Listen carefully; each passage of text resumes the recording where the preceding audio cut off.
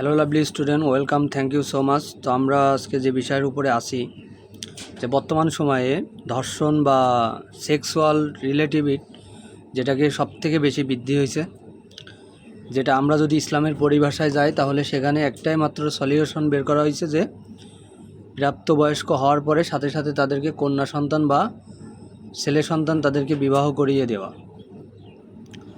সমাধান খুবই সুন্দরভাবে দেওয়া হয়েছে, পারফেক্টলি। তো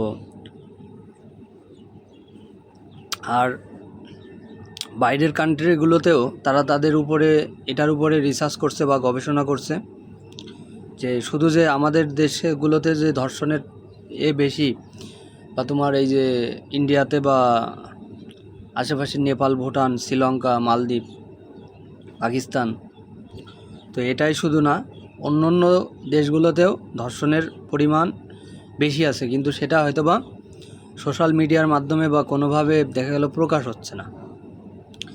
তো অক্সফোর্ড বা হার্ভার্ড বা ক্যামব্রিজ এটার উপরে একটা রিসার্চ করে দেখছে যে কিছু নারী এমনও আছে যারা কিনা ধর্ষণের হতে চায়, আবার কিছু নারী এমনও আছে যারা ধর্ষণ হতেই চায় না, পুরুষদের সাথে বেশি একটা মেশার চিন্তাও করে না, বা তারা আবার কিছু আছে যারা এটা করতে চায় আনন্দের মাধ্যমে। তাহলে কি বেশ কয়েকটা থিম তারা কলম বের করে আনছে। কথা হচ্ছে যে তাদের দেশগুলোতে আসলে তাদের কাছে একটাই মাত্র গ্রহণযোগ্য যেটা, যে তারা ওরকমভাবে তারা তাদের ঈশ্বরকে বা গডকে তাদের সেভাবে তারা তাদের ভিতরে বিশ্বাস স্থাপন করেনি, যার কারণে কি তারা এই কাজগুলোকে অ্যাভেলেবেল হিসেবে নিয়ে নিছে। তারা এগুলোর উপরে ডাইরেক্ট রিসার্চ বা পড়াশোনা করতেছে, যৌন উত্তেজনা বা এরকম।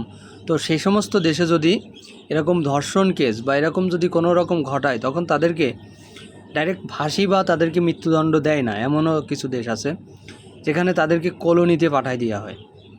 তাহলে কলোনি বলতে কি, বর্তমান সময়ে দেখা গেলো হসপিটাল, যেখানে দেখা গেলো তোমাদের খাবারের মান উন্নয়নের মাধ্যমে তাদেরকে কী করা হয়, তাদের যৌন সেক্সটাকে নষ্ট করে দেওয়া হয় বা দুর্বল করে দেওয়া হয়। তারপর কি হয়, একটা সময় তাদের ভিতরে সেক্সুয়াল যে ভাবটা এটা কমে আসে, যার কারণে তারা এই অনুভূতি পায় যে তারা ভবিষ্যতে এই ধরনের অকারেন্স কখনো তারা করবে না।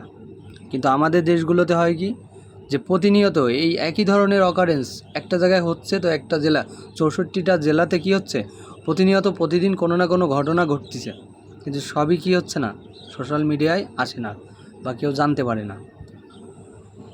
তো এখানে এটার থেকে আসলে মুক্তিতে তারা একভাবে এরকম নিছে। আর দ্বিতীয়ত যে কিছু নারী বলতেছে যে তাদের তো সেটা কি, যে তাদের প্রাপ্তবয়স্ক হওয়ার পরে তাহলে যে 18 বছর পার হয়ে গেছে বা 16 বছর পার হয়ে গেল, 17, 18, তারপর থেকে সেই সমস্ত নারীরা কি করতে চায়, যে যৌন কামনার প্রতি তাদের সেই সেক্স করার মতো অ্যাবিলিটি থাকে, কিন্তু যদি তার থেকে কোনো কমজোরি দেখা গেল যে 8 বছর, 10 বছর, 12 বছর এরকম নারীদের সাথে যৌন মিলন করা সম্পূর্ণভাবে কি কোনোভাবে সম্ভবই না।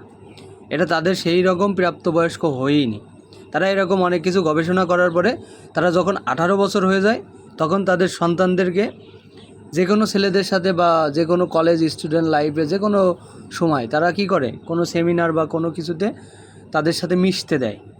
কিন্তু কি যে তারা বললাম যে তারা যে একসাথে মিশার কারণে তাদের যে ক্ষতি বা তারা যে প্রবলেমে পড়বে, এরকমটা তারা বললাম করে না। তো এরকম তাদের এই বয়সের উপরে তাদের উপরে মনে করো যে তাদের দেশের গভর্নমেন্ট থেকে কি আছে, কোনো রকম নেই যে তারা এই কাজগুলো যদি তারা চায় তো তারা যা মন চায় তাই করবে, সেটা তারা তাদের বুঝে শুনে হিসেব করে। কিন্তু যারা মুসলমান বা যারা ইসলামিক কান্ট্রিগুলোতে থাকবে, তারা তো আল্লাহকে বিশ্বাস করবে এবং তারা কি করবে, তারা জানে যে জান্নাত এবং জাহান্নাম আছে। তাহলে আইনি বিধান যেগুলো সুন্নাত থাকে, যেগুলো হাদিস থাকে, বুখারী শরীফ, মুসলিম শরীফ, তিরমিজি শরীফ, এখান থেকে আমাদের কি করা লাগবে, যে জ্ঞান নিয়ে সে মতে আমাদের আল্লাহ যেভাবে আমাদেরকে বলছে কোরআনের মতে আমাদের সেভাবে কাজগুলো করা সঠিক হবে। তাহলে তা না হলে কি হবে, আমাদের দেশগুলো বা আমাদের জন্য এটা বড় ধরনের জাহেলিয়া যুগের মতোই হয়ে যাবে। তারা জাহেলি যুগের থেকে তারা শিক্ষা নিয়ে ফিরে আসছে, বাইরের কান্ট্রিগুলো জাহেলি যুগ থেকে শিক্ষা নিয়ে ফিরে আসছে, কিন্তু আমরা কি করছি, আমরা শিক্ষা নিয়ে ফিরে